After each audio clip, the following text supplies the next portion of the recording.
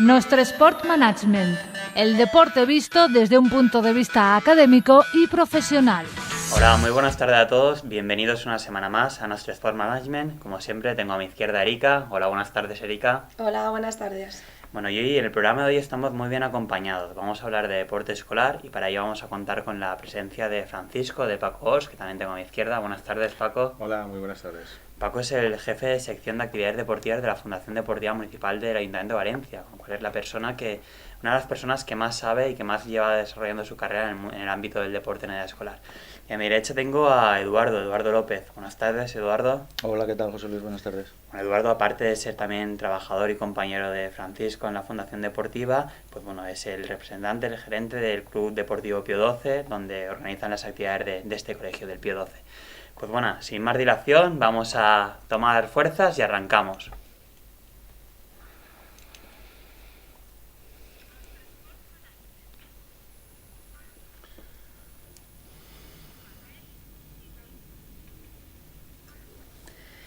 Bueno, a ver, vamos primero con Francisco. La primera pregunta es que nos introduzcas un poquito qué consideraríamos edad, o sea, deporte en edad escolar y lo que comentábamos antes de empezar el programa, ¿no? ¿Por qué el deporte debe estar protegido en este tramo de edad? Muy bien. Tenemos actividades, digamos, registradas con niños, con bebés, que ya podemos considerar que están dentro de lo que se entiende deporte escolar en sentido amplio, ¿no? Como todas aquellas actividades físico-deportivas que van dirigidas a los menores de edad. Y por arriba diríamos que el límite está en la mayoría de edad, en los 18 años. Es decir, desde los 0 hasta los 18 años podemos considerar que es la etapa escolar, es la etapa de protección del menor en el deporte. Y bueno, tú has hecho una tesis, ¿no? Eres doctor, eres recientemente doctor, enhorabuena por la Universidad de Lleida. Gracias. Y el título de tu tesis es El derecho educativo en el deporte escolar.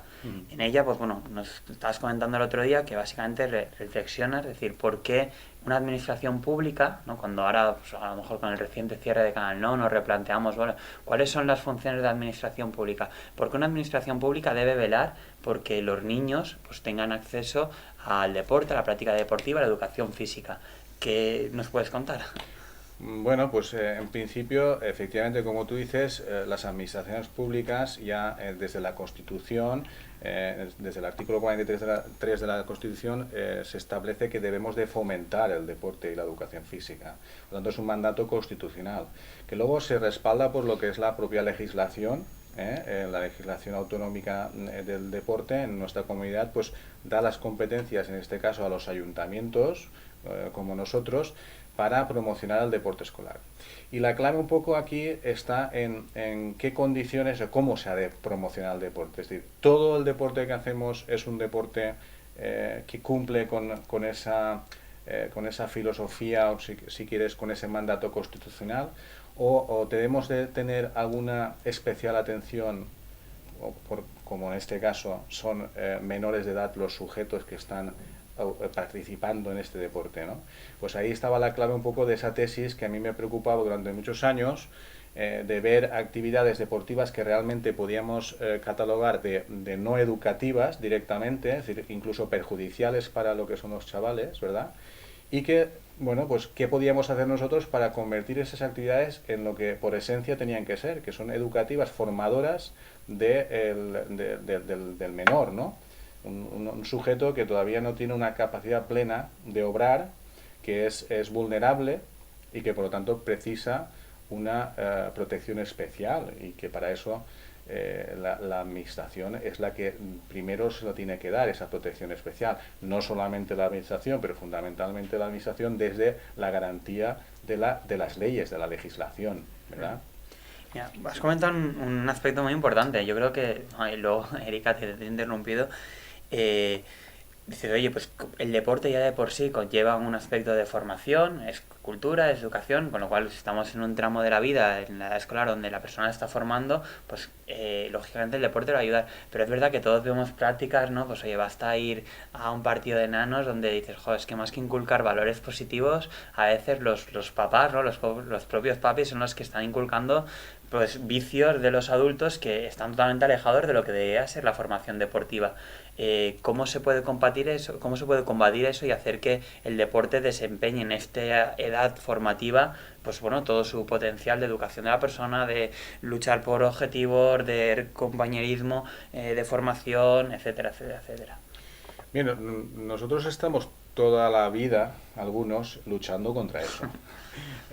No es una cuestión que tenga una solución fácil, porque creo que hay un tema cultural detrás, toda una tradición deportiva, sobre todo el que se copia el deporte a imagen y semejanza del deporte profesional o del deporte de adulto, y se transmite de esa manera a los niños, por desconocimiento. Entonces, una de las funciones principales es, por ejemplo, la que estamos haciendo hoy, que es divulgar el derecho educativo que tiene el menor en el deporte, es decir, divulgar a que ese menor está en una fase de desarrollo como persona y que tiene que estar protegido por encima de otros sujetos que son mayores de edad, que pueden defenderse, ¿no?, de alguna manera. Y entonces ahí en esa concienciación creo que está la clave de la solución del problema.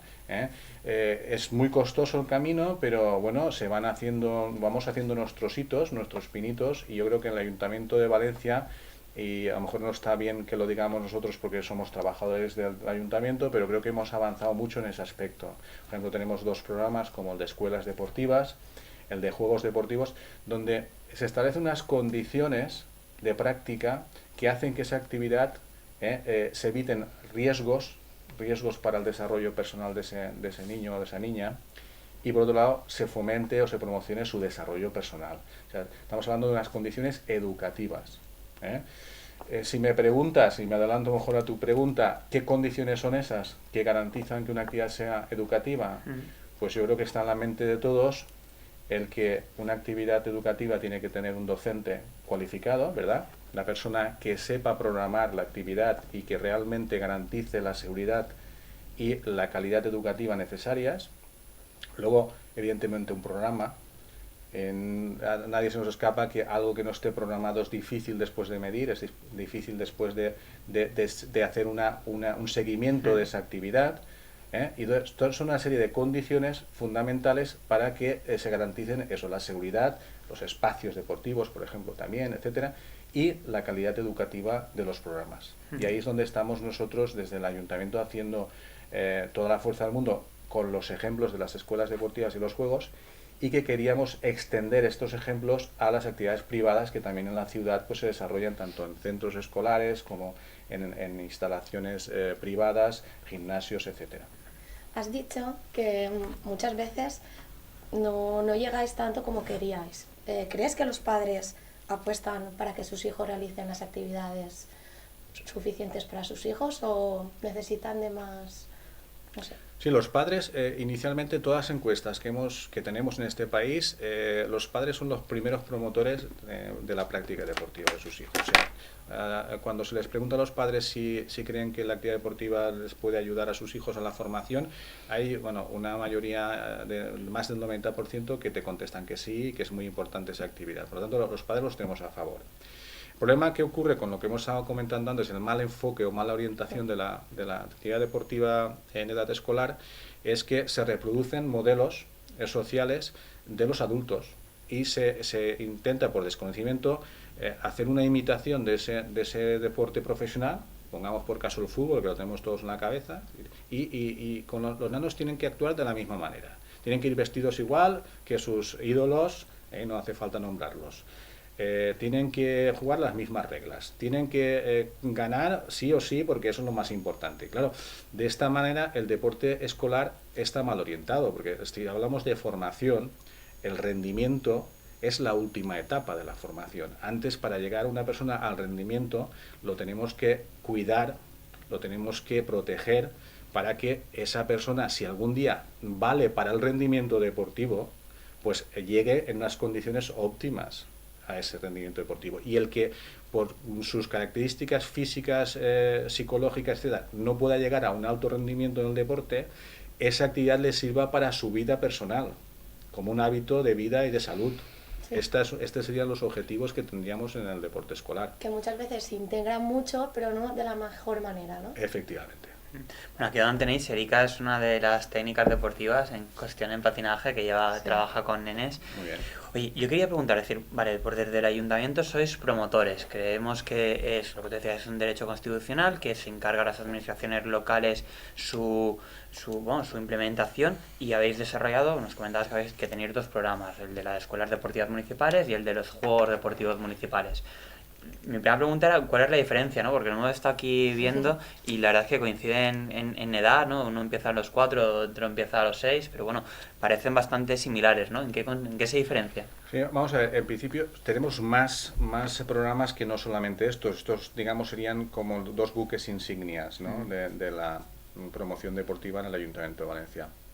Pero tenemos muchos más programas, tenemos programas en nuestras instalaciones deportivas, tenemos un programa muy interesante con la prevención de la violencia, sobre todo en el deporte del fútbol, que nos hemos encontrado ahí con un problema en los campos de fútbol, que es, digamos, un problema que se magnifica con este deporte, y en otros deportes no se ve tanta violencia o tanta actitud negativa. Nosotros hacemos ligas amateur de fútbol y me gustaría que vinieras porque yo no puedo entender, o sea, normalmente hay buen ambiente y tal, pero hay algunos partidos que dices, vamos a ver, somos tíos de 30 años, estamos jugando una pachanga, ¿qué sentido tiene acabar discutiendo?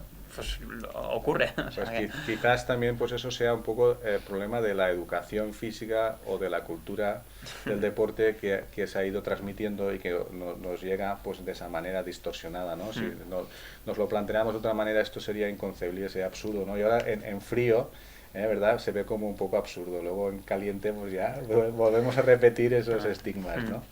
Pero bueno, volvamos a los programas, Sí. ¿no? Nos contabas que estás con uno de prevención de la violencia, que habéis detectado Sí. que había un problema en fútbol. Sí, bueno, tenemos este programa dirigido a lo que son los equipos que participan y clubes que participan en nuestros campos de fútbol. En Valencia los campos de fútbol son municipales, tenemos 18 campos de fútbol y hay unos 32 clubes que realizan sus actividades ahí. Estimamos que son unos 5.000 niños y niñas los que practican esta modalidad deportiva. Y es donde hemos encontrado pues más problemática relacionada con el tema de los valores, incluso pues llegando a la violencia en algunos casos, y que claro, es inconcebible que en un espacio público, es inconcebible en todos los sitios, pero sobre todo en un espacio público más todavía, que ha sido creado y ha sido programado para el deporte, desde el punto de vista saludable, educativo, que se convierta en un espacio donde estas actividades o estas actuaciones, estos comportamientos se desarrollan, ¿no? Entonces, de alguna manera nosotros nos vemos obligados, somos responsables de actuar para que revierta esa actividad en los valores que realmente fueron concebidos en su provisión, ¿no? En su momento de crear ese polideportivo, ese campo de fútbol, ¿no? En cuanto a las escuelas deportivas y juegos, que me preguntaban las diferencias entre uno y otro, las escuelas deportivas son un programa de enseñanza deportiva fundamentalmente. Lo que intentan es que el niño aprenda unas habilidades y unas actitudes hacia el deporte. Se desarrollan durante la semana, de lunes a viernes, en horario extraescolar en los coles fundamentalmente, y también en los polideportivos. Y el programa de juegos es la tradicional competición deportiva de los sábados, que en este caso tenemos 12 modalidades deportivas que ofrecemos, y pues se van incorporando los equipos de la ciudad, escolares, de colegios, de clubes, etcétera. Nosotros montamos lo que son las ligas, los encuentros. Es la típica, la más característica del deporte más tradicional competitivo. Y ahí sí que nosotros nos diferenciamos de otras competiciones. Por eso el carácter educativo que os decía yo antes, ¿no? Tenemos nuestras reglas especiales para esa competición. ¿Es competición? Sí, pero tenemos nuestras reglas especiales para que sea más educativa esa competición. Yo estaba investigando un poco, ¿vale?, para ver los participantes que hay en los planes o en el resto de actividades, y me ha llamado mucho la atención que, por ejemplo, en la etapa de segundo y tercero ciclo de primaria, que son entre 8 a 11 años, ¿vale?, hay una participación de más del 50% en casi todas las actividades, ¿vale? Luego, en la ESO baja bastante el porcentaje, sobre un 30% de participación, y lo que me parece que solo haya un 2% en las edades de bachiller, de 16 a 18, Yo eso por lo menos no lo sabía, que había un grado tan bajo de participación. Entonces mi pregunta es, ¿a qué es debido esta disminución tan drástica?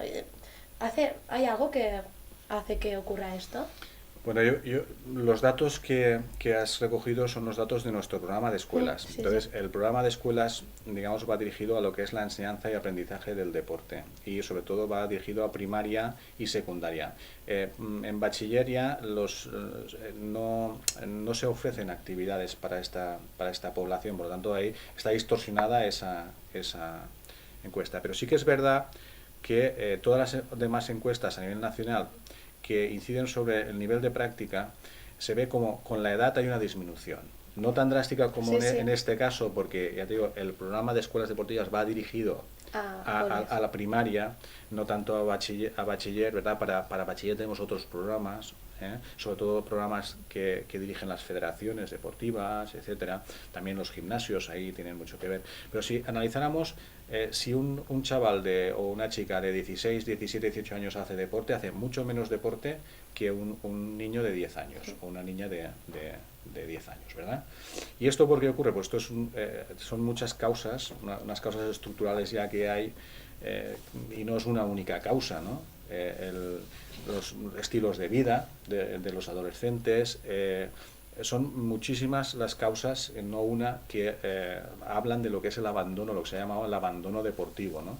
Y sí que es verdad que es un reto para todos, para la administración también, buscar alternativas a esa práctica. Luego también es verdad que después de la etapa de bachiller, ¿verdad?, se vuelven a recuperar los índices de práctica deportiva, ¿eh? Quizás pues los estudios tenga que ver también que el modelo deportivo ha estado basado fundamentalmente en la competición y no se ha dado otro tipo de modelos deportivos, con lo cual el que tiene éxito en la competición continúa y el que no tiene éxito en la competición pues se lo deja. Ahí es donde creo que es donde tenemos que dar nosotros el paso, ¿no? Es decir, ¿qué otros modelos podemos ofrecer para que esta población no se nos desenganche, aunque sea 3 o 4 años? Es como escoger, porque yo en el patinaje, como ha dicho mi compañero, doy clases, tenemos niños de 3 años hasta 18 y claro, cuando empiezan el bachiller siempre escogen estudiar o hacer deporte. Eso es. Y muchas veces pues hay que continuar fomentando de que es necesario y que tiene que sacar tiempo para todo. Y sobre todo las chicas, ¿no? Siempre cuando hablamos de abandono, las chicas llegan a la adolescencia y desaparecen. Luego a los 25, cuando acaban la carrera, empiezan la vida laboral, parece que se vuelven a reincorporar. Estos datos vienen corrígeme, del Plan Estratégico Municipal del Ayuntamiento de Valencia, que es del año 2011. Entonces mi pregunta era, por un lado, bueno, ¿qué se desarrolla? Yo ya más participé en algunas sesiones del proyecto, además un proyecto la verdad es que muy ambicioso y con toda la crítica que se hace a las administraciones públicas, yo el primero, o sea, no puedo con ese sector. Es verdad que hay muchas veces hacemos también cosas bien y no se dan cuenta. Creo que en el Ayuntamiento de Valencia el trabajo que hicisteis, o por lo menos la percepción que yo tengo de hacer un diagnóstico reuniéndoos con los agentes implicados, además por los subsectores, para desarrollar una propuesta a largo plazo, me parece que es una muy buena idea y que estuvo muy bien conducido. Mi pregunta es, por lo tanto, bueno, ¿qué desarrollasteis en el ámbito del deporte escolar en este plan estratégico de la Ciudad de Valencia? Y si del contexto de 2011, ahora que la crisis todavía se ha agudizado más, pues afecta algo, pues no sé, a los recursos, presupuestos, alcance, etcétera, etcétera. Bueno, yo coincido contigo, el plan estratégico es impecable en su concepción, es necesario absolutamente que la administración pues planifique todo esto, porque si no sería imposible darle una coherencia a la actuación municipal, ¿de acuerdo? Y quizás los planes estratégicos ahora se nos quedan cortos, ¿sí? Y esos planes estratégicos lo que necesitaríamos es tener una evaluación más periódica, porque la sociedad cambia a una velocidad endiablada y tenemos que estar atentos a eso. Yo soy economista, no soy periodista, y justamente es que el otro día también estábamos hablando y comentaban que hace unos años cuando hacías un plan estratégico de una empresa lo hacías a 5 o 10 años y ahora lo haces a 2 o 3 porque el contexto cambia tanto, o sea que... Esa es la realidad. Entonces, nuestro plan estratégico ahora tiene 3 años, ¿verdad? Pues ya hemos empezado a detectar que hay cosas que han aparecido nuevas y que tenemos que incorporar absolutamente. Quizás sí que lo bueno que ha tenido es la participación de muchísimas personas, unas 2.000 personas participaron en el plan estratégico y las ideas están ahí todas. Y hay unos principios generales de actuación que yo creo que todo el mundo comparte. En el tema del deporte escolar comparte que el deporte tiene que ser más educativo, fundamentalmente, tiene que ser más saludable, o sea, orientado a la salud y orientado a la cohesión social. Es decir, a aquellos que más lo necesitan son los que más apoyo tienen que tener, que haya un principio de igualdad sobre los programas. Sobre esos 3 principios yo creo que se puede construir un buen programa municipal de deportes. Ahora tenemos que dar la clave de la gestión, de la gestión de estos programas y estar muy atentos a los cambios sociales que se van produciendo, como tú dices, de una manera vertiginosa, ¿no? Pues la última pregunta, porque hemos de continuar con el programa, si no podríamos pasarnos la tarde hablando contigo, es, ya tenemos diseñado unas líneas de actuación en deporte escolar por parte del Ayuntamiento de Valencia y ahora para implementarlas imagino que es inabordable, necesitáis apoyaros en otras entidades, en colegios, en federaciones. ¿Cuáles son vuestras herramientas para implementar los programas? Perfectamente lo has definido, es decir, el ayuntamiento solo no tiene capacidad tiene una capacidad limitada, ¿verdad? Entonces, en una acción como esta, que pretende ser una acción integral y que realmente tenga una trascendencia en la ciudad, que cambie un poco esa cultura tradicional para convertir en una cultura más educativa, un deporte más educativo, un deporte más de formación integral del menor, tenemos que contar con la colaboración sí o sí de todo lo que son los agentes que intervienen en esa actividad, fundamentalmente en los colegios, dentro de los colegios lo que es la comunidad educativa, padres, profesores, etcétera, ¿verdad? Y luego también, por supuesto, hay que hacer una traslación hacia arriba, hacia lo que es nuestro ordenamiento a nivel autonómico, ¿verdad? Ese apoyo también de lo que es la administración autonómica con su desarrollo de la ley del deporte, que reclamamos algunos, ¿no? Es decir, que se desarrolle un poco más la ley del deporte para que se garantice esas condiciones que decíamos antes de que hagan educativo el deporte, ¿verdad? O sea, la ley está al principio general muy claro, pero luego a los gestores nos hacen falta herramientas normativas que nos permitan pedir unos requisitos para que esa actividad sea como queremos que sea, ¿no? Entonces, eso también tendría que ser posible. Y desde luego, aparte de los colegios, están las federaciones, que han sido siempre unos estamentos muy volcados con el deporte de base y a los que estamos colaborando. Puede ser un ejemplo el Ayuntamiento de Valencia dentro de lo que es el país, ¿no? Dentro de España, que más ha apoyado a las federaciones deportivas y donde más ha habido colaboración entre las federaciones deportivas y el ayuntamiento en un objetivo común, que es el que la actividad sea más educativa, sea más formativa. Bien, pues lo dejamos aquí, vamos a hacer un pequeño receso y volvemos con los casos prácticos. Bueno, pues vamos ahora a conocer el caso de un colegio. Para ello vamos a contar con Eduardo López. Buenas tardes. ¿Qué tal? Buenas tardes. Y bueno, básicamente la idea era decir, ya hemos conocido una aproximación, ¿no?, a los principios que deberían impulsar o que desde la administración impulsan los programas del deporte en el escolar, y ahora queríamos conocer, ¿y cómo se hace? ¿No? ¿Cómo se hace, por ejemplo, en tu colegio, en el Pío XII de Valencia? Bien, permíteme primero un inciso, es hacerte una ligera corrección, es que antes me has nombrado como gerente del club y si no lo rectificó Carlos, mi presidente, luego me llamará al orden. Yo soy vicepresidente del Club Deportivo Pío XII, que como su nombre indica, pues es un centro educativo que existe aquí en Valencia, en la calle Alboraya. También quiero agradecer la oportunidad que nos habéis dado, porque somos un club deportivo que tiene muy corta historia. Tenemos recientemente, hemos hecho un año de vida, pero por eso tal vez sea la ilusión con la que acometemos este colectivo que formamos la directiva de este club, este proyecto.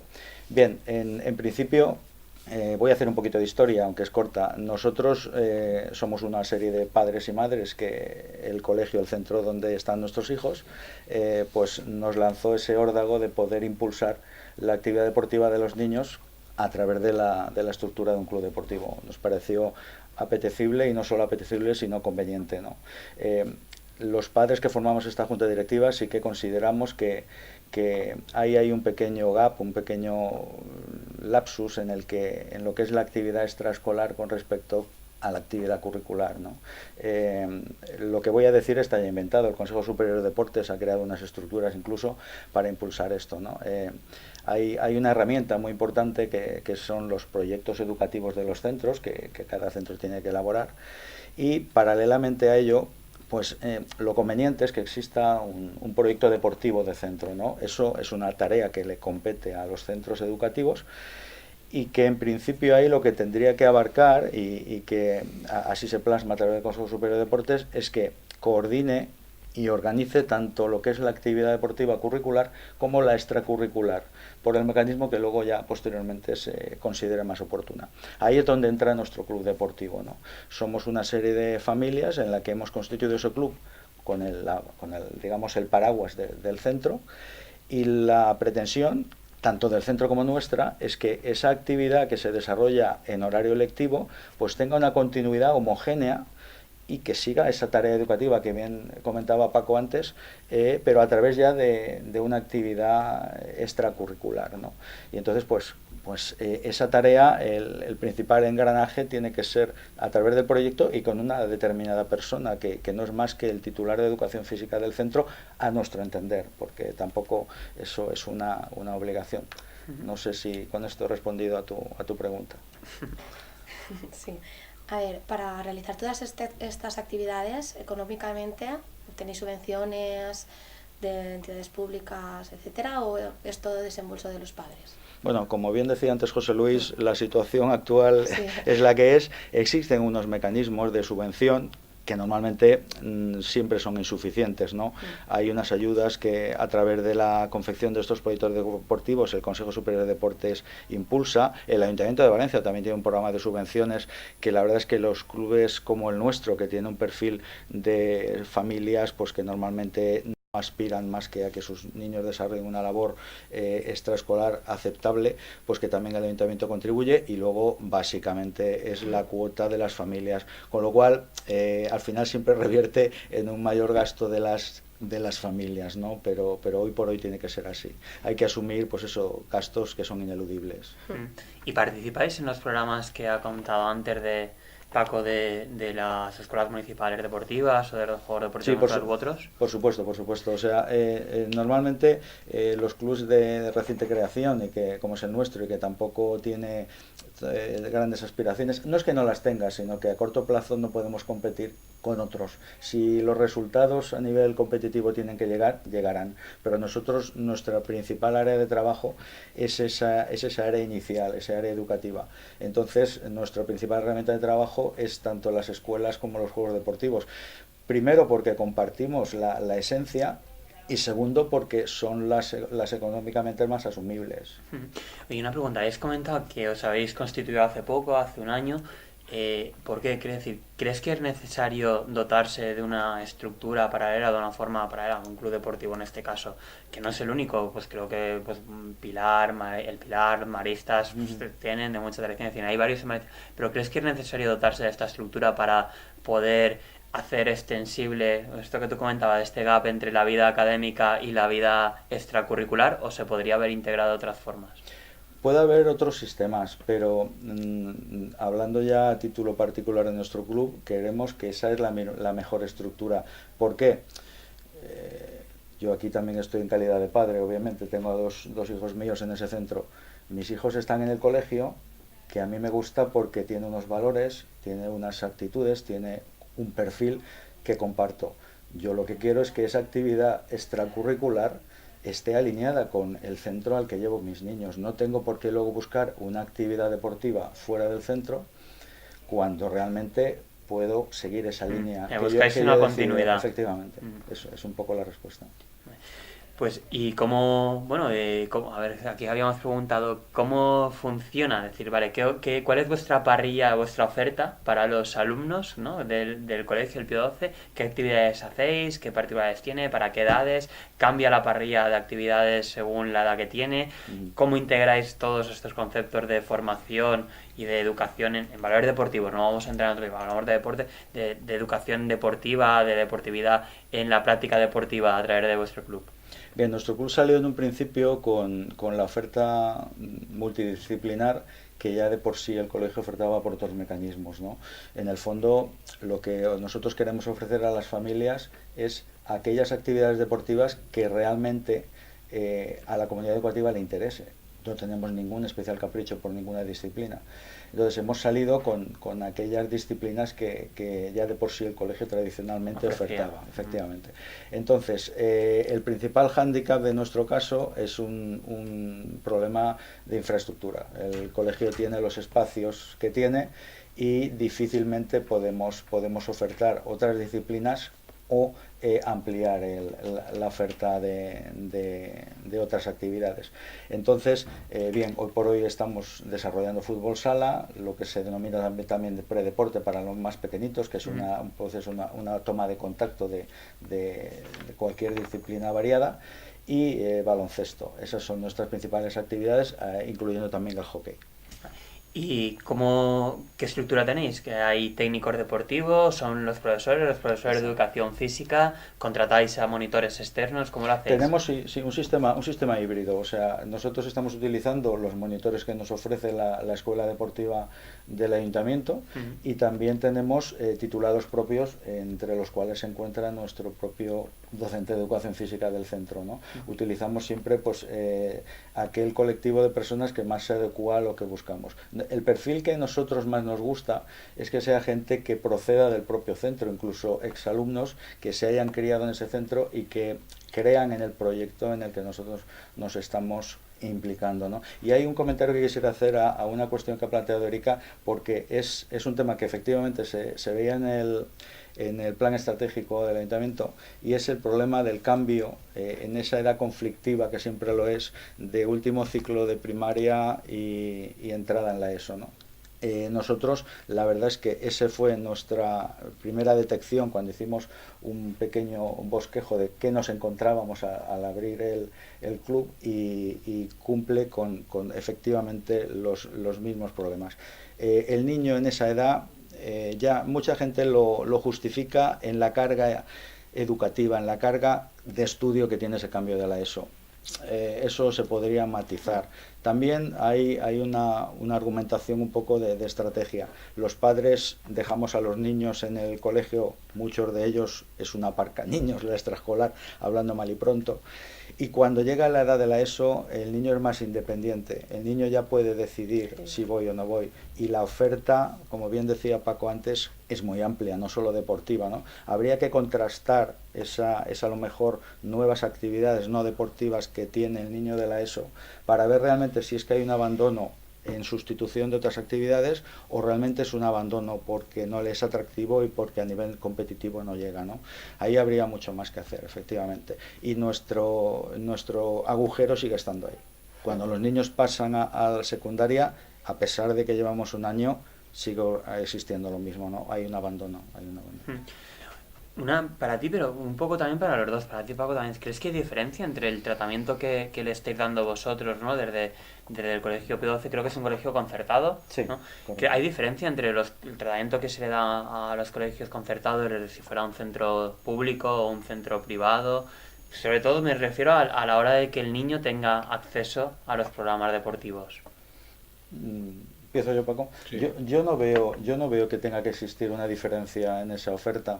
Lo que sí que veo, y aprovecho la pregunta para decirlo, porque además es que es un aspecto que también la ley del deporte valenciano, que, corrígeme, Paco, no sé si es del año pasado, ¿no? Bueno, 2011. Del 2011, muy reciente, ya contempla, es que con los tiempos que corren hoy en día y la situación que se encuentran las administraciones públicas, hay que crear mecanismos creativos para facilitar el que el deporte de barrio se pueda impulsar. Me estoy refiriendo a que hay muchos centros públicos que, por desgracia, pues cuando acaba la hora lectiva cierra. Es un espacio público, pero que no se aprovecha, y que podría ahí arbitrarse mecanismos, no digo para que un club de un colegio concertado lo utilice, pero incluso abrirlo más al barrio, y que se pueda utilizar realmente esa infraestructura que hoy por hoy es inasumible el poder crear nuevas instalaciones deportivas. Ese es un matiz importante y que además la ley contemplaba también el plan estratégico y que creo que va un poco en el compromiso de todos, ¿no? El intentar ahondar ahí. Bueno, yo tengo que decir aquí que Valencia desde el año 83 está el programa de escuelas deportivas precisamente para intentar que en los colegios haya una actividad extraescolar. Este programa empezó con los colegios públicos y luego por ese principio de intentar extender lo que es la filosofía o el espíritu de cómo ha de ser ese deporte escolar a todos los demás, pues también se dejó participar a los colegios concertados y privados en este programa y de alguna manera lo que se ha intentado desde el ayuntamiento es hacer una labor pedagógica. ¿Cómo han de ser las actividades en estas edades? Sea en un colegio privado, en un colegio... ¿Qué mínimos, qué condiciones mínimas tienen que haber para que se produzca un proceso educativo? El problema de los colegios públicos en este momento pues es que no tienen la tradición asociativa que puede tener a lo mejor en los colegios privados o concertados. Entonces las AMPAs, que han sido las que más han recogido el testigo para promocionar, bueno, van pasando según los padres tengan a sus hijos allí y entonces pues se crea siempre una inestabilidad. Quizás el modelo que tienen el Pío XII sea mucho más recomendable porque al construir un club, al constituirse una asociación, esa asociación puede perdurar mucho más en el tiempo y ser más estable. Y eso es lo que algunos reclamábamos en la ley del deporte, la creación de un club escolar de deporte. Está en la ley del deporte, pero no está desarrollado. O sea, está como una aspiración y incluso se ponía fecha, que era de 1 año, para crear esa figura. Y bueno, en este momento no está desarrollada. Yo creo que esto es un déficit que deberíamos de suplir rápidamente, porque si se crean esas estructuras como tienen en el Pío XII, le daríamos mucha más estabilidad a la promoción del deporte en los centros escolares, que es el núcleo natural, donde están los chavales y donde los encontramos para poder trabajar con ellos, ¿no? Vamos a hablar con un invitado que tenemos ya al teléfono, que es Iván Gallardo. Nos ha parecido interesante para conocer también, pues bueno, cómo fomentan o cómo trabajan el deporte en edad escolar desde el punto de vista de las federaciones. Hola, buenas tardes, Iván. Buenas tardes. Agradecerte tu presencia. Perdona haberte tenido esperando un poquito, pero es que es un tema muy interesante. Tú eres el coordinador de la Federación de Bádminton en las escuelas deportivas municipales, ¿correcto? Bueno, pues la primera pregunta es, cuéntanos un poquito cuál es vuestra tarea, cómo coordináis, qué tipo de actividades hacéis, con quién trabajáis, qué tipo de niños están aprendiendo a jugar a bádminton con vosotros, etcétera.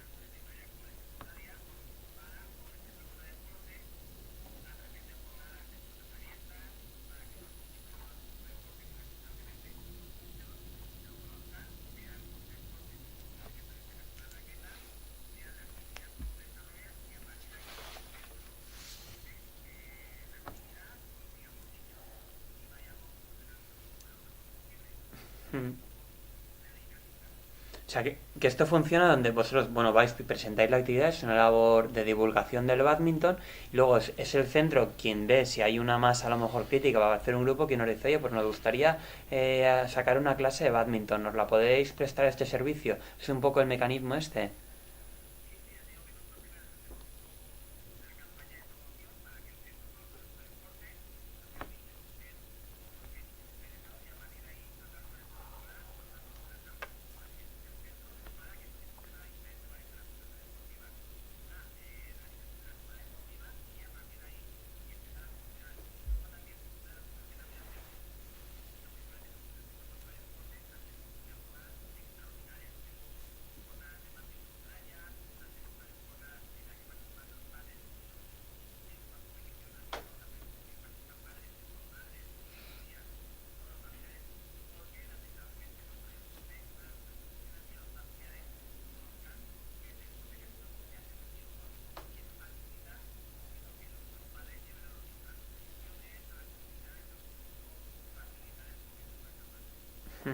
Esta participación en los padres, ¿cómo la ves? Nosotros antes estábamos hablando que es verdad que muchas veces los padres no quieren involucrarse, pero no lo hacen de la mejor manera. ¿Cómo crees tú que deben involucrarse los padres?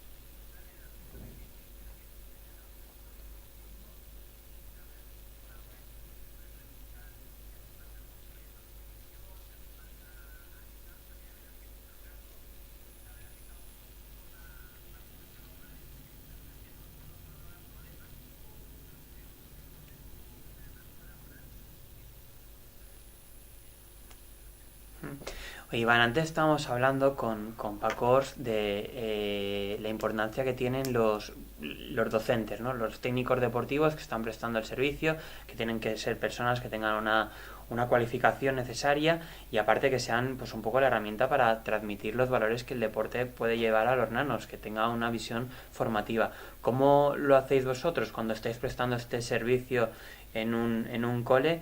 ¿Quién lo está prestando? ¿Qué formación tiene? ¿Le preparáis de alguna forma para que sirva también la actividad como una herramienta formativa del menor, etcétera?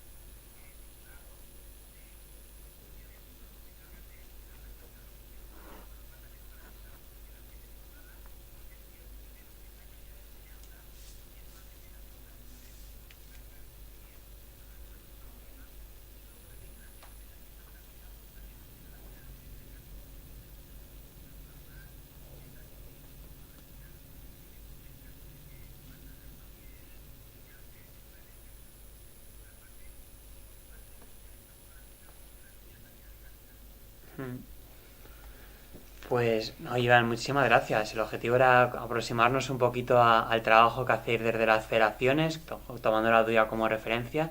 Y nada, muchísimas gracias y a ver si podemos hablar contigo, contar contigo para futuras ediciones. Pues, bueno, no sé qué os ha parecido. Yo me estaba aquí anotando preguntas, ¿no? No sé si vosotros desde el Club Deportivo Pío XII también trabajáis ¿habéis podido colaborar con federaciones o lo prestáis todo internamente o con monitores que han pasado por vuestro centro previamente? No, la verdad es que nosotros concretamente con bádminton no tenemos la suerte de con trabajar. Bádminton o con otros, ¿no? Al final pero, bádminton es un ejemplo sí, de decir, oye, sí, ¿cómo lo abordan las federaciones? No, la verdad es que la colaboración con las federaciones siempre es perfecta. Nosotros concretamente tenemos colaboraciones con fútbol, fútbol sala y baloncesto, y dentro de lo que es el entorno de la competición municipal y las escuelas municipales, la verdad es que siempre hemos tenido una perfecta coordinación y colaboración en doble sentido, ¿no? O sea, ahí funcionamos perfectamente y no tenemos ninguna queja en esto. Una pregunta para los dos. Nos ha comentado Iván que, un poquito la formación que reciben los técnicos que van a prestar pues luego el servicio en un colegio. Y ha hecho referencia a los cursos de formación que dan las federaciones, que daría para otro programa, y a los cursos en este caso era de entrenador. Mi pregunta ¿es suficiente? Entiendo que en estos cursos de la federación pues tiene un componente técnico deportivo muy importante, pero a lo mejor, no lo sé, lo desconozco, a lo mejor el trato con el menor pues es un poquito particular, es diferente. ¿Creéis que con la formación, la cualificación que están recibiendo ahora los técnicos a través de los programas de las federaciones es suficiente o debería complementarse con una formación específica para tratar y educar a menores? Para no irnos por las ramas, no. O sea, tu pregunta no. No es suficiente, Está claro. Esto es un gran déficit que tenemos todavía en este país. Pero estamos dando pasos y lo que no puede ser, bajo mi punto de vista, es que teniendo ya una mínima estructura, como son las enseñanzas de técnicos deportivos, que nacen de la legislación educativa, de la ley de educación, en la que hay una formación mínima para unos técnicos deportivos, es que luego nos encontramos a personas sin ninguna cualificación que en los puestos donde tendrían que estar estos técnicos deportivos. Y la formación puede ser escasa, puedes tener déficits. Lo que tú dices perfectamente, es decir, se les prepara muy bien para enseñar el deporte, pero no para tratar a los niños. Pues puede ser. Cada vez se enseña mejor, también es verdad. Pero lo que no puede ser de ninguna de las maneras, y es donde estamos luchando todos, pero claro, ahí la administración local, digamos, está coja, porque no tiene las competencias para regular lo que son las titulaciones deportivas. Necesita de las digamos de lo que es las supramunicipalmente lo que son las otras administraciones. Lo que no puede ser de ninguna manera es que una actividad, y más con menores, hay una persona sin ningún tipo de cualificación, sin ningún tipo de control, porque no podemos garantizar que esa persona esté haciendo algo bien o le esté haciendo daño a los niños.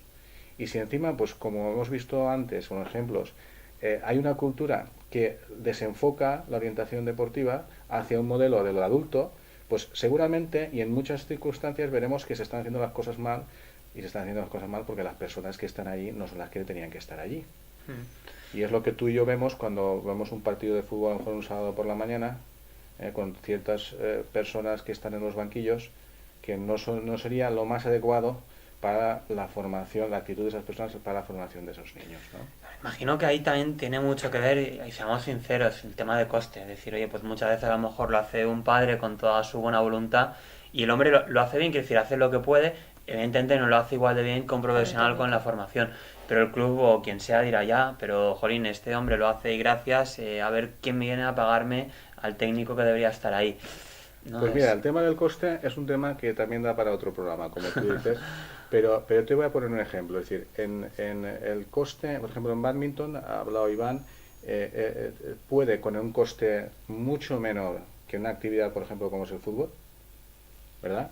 Digamos, 5 o 6 veces menor, pueden mantener un contrato laboral con un técnico cualificado y tener una persona con titulación oficial.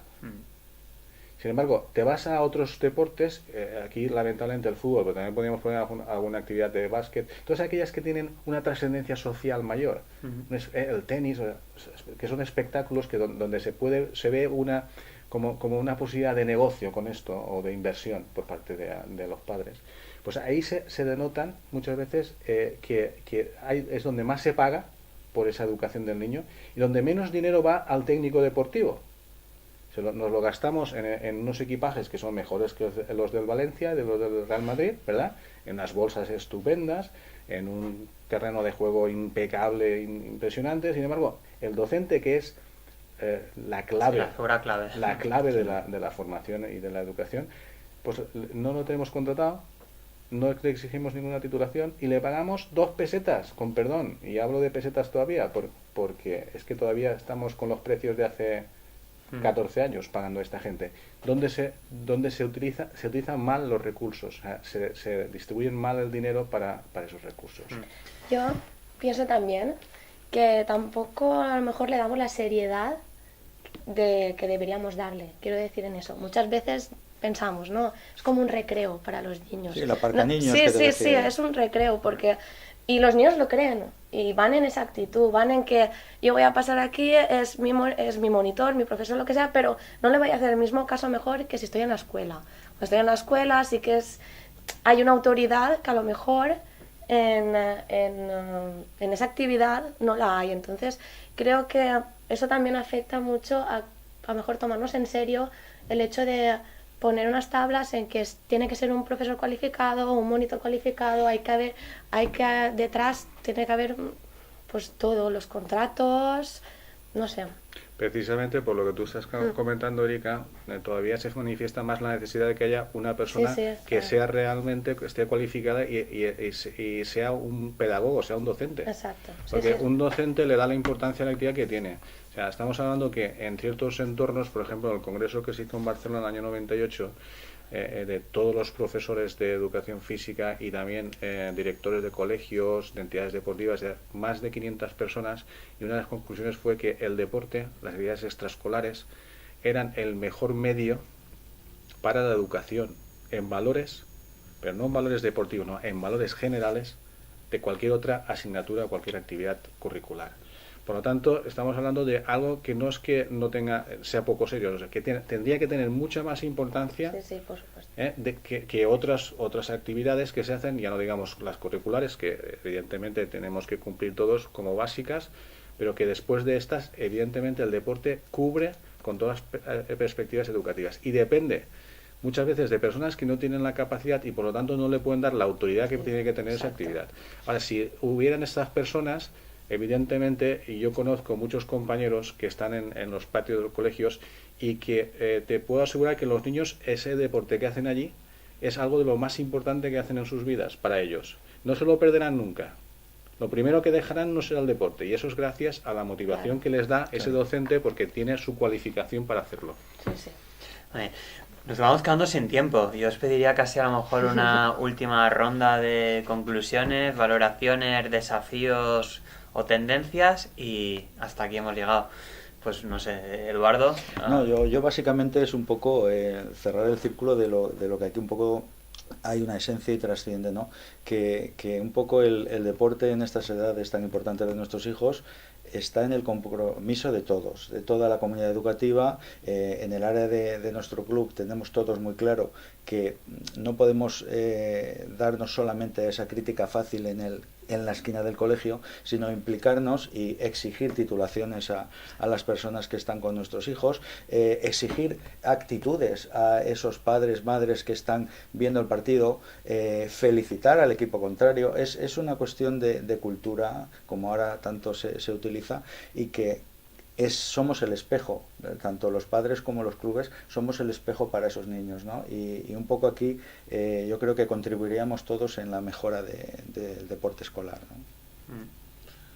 Paco. Nada, pues yo pienso que es un tema de voluntad. Simplemente nos lo creemos. ¿Está demostrado? Sí. ¿El deporte es bueno? Sí. ¿Puede ser malo? También. Entonces pongamos los medios. Y es un tema de voluntad. Si creemos realmente en esto, pues tenemos que apostar por esto.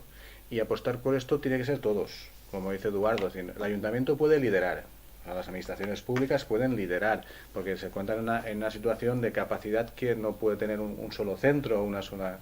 Pero luego lo que ese liderazgo tiene que estar correspondido tanto por los padres como, digamos, primeros en la escala de elementos o de agentes que intervienen, los colegios, los clubes y asociaciones, las federaciones deportivas. Efectivamente, todo el mundo tenemos que remar hacia el mismo. Y eso yo creo que se consigue de una manera, o sea, se avanza mucho de una manera, y es regulando el deporte. O sea, regulándolo sin atarlo. Es decir, regulando aquellas cosas que sean realmente importantes. Y una de ellas, como hemos hablado antes, es que la persona que esté ahí tiene que ser una persona que tenga cualificación. Es el primer agente, es el que está enfrente de ellos, el que realmente les puede motivar o les puede castigar o les puede perjudicar. Entonces, esto tiene que estar claro. Y luego, unos programas serios. O sea, como decía Erika, no puede ser un pasatiempo. El deporte en edad escolar no es un pasatiempo, es formación. Y por lo tanto, tiene que ser una cosa seria, no puede ser que cualquiera lo lleve de cualquier manera. Y luego compromiso de la sociedad en el sostenimiento de ese sistema, tanto de los padres que, bueno, pues tendrán que rascarse el bolsillo un poquito, o un poquito más, o igual, las administraciones tienen que ayudar también, y luego la iniciativa privada hay que explotarla, con todo lo que es patrocinio. Tampoco ahí en ese campo también hay mucho que hablar. Yo creo que esa sería una acción global, integral sobre el deporte escolar. Pues nada, hasta aquí hemos llegado. Erika, muchas cosas en el programa de hoy. A mí me ha encantado el programa de hoy, me ha parecido súper interesante. Y en conclusión, a la gente que nos gusta el deporte, que sabemos lo bueno que es, que nos gusta practicarlo sobre todo, pienso que es súper bueno para los niños y que hay que hacer todo lo que esté en nuestras manos para que se haga de la mejor manera, para que estos niños crezcan haciendo deporte correctamente, divulgándolo y ¿Qué más puedo decir? Bueno, pues hasta aquí paramos y arrancamos con nuestra sección de Emprendiendo. Hoy, en la sección Emprendiendo, vamos a entrevistar a Asier Arregui, director y gerente de la empresa innovadora Vitale. Hola, Asier. A ver, la empresa Vitale es una aplicación donde mediante un nuevo sistema de training online, cualquier que se lo descarga tendría como un entrenador personal, si no me equivoco, para hacer ejercicio saludable. Háblanos un poco de esta aplicación. Bueno, sí, José Luis, buenas tardes, gracias por estar con nosotros. A ver, yo conozco un poquito las aplicaciones de pues, Endomondo, este tipo, ¿no?, que nos ayudan a correr. ¿Cuál es la novedad de vuestra aplicación respecto a las que ya existían en el mercado?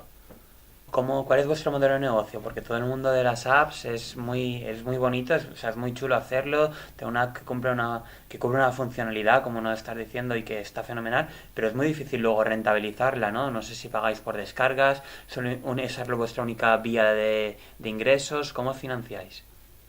Pues nada, si no tenemos tiempo para más, muchas gracias por haber sido el emprendedor de nuestra semana y bueno, pues a ver si podemos trabajar y colaborar con vuestra entidad. Un saludo.